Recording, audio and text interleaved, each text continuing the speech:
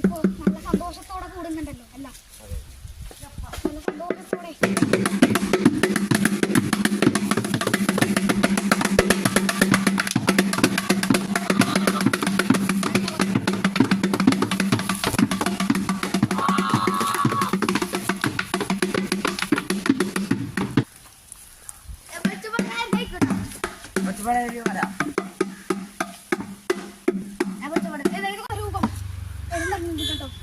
സന്തോഷം എല്ലാ നായന്മാർക്കും എന്റെ മുഖത്ത് നായന്മാരുണ്ടോ? നായന്മാരുണ്ടോ? കുറച്ച് നായന്മാരുണ്ടോ?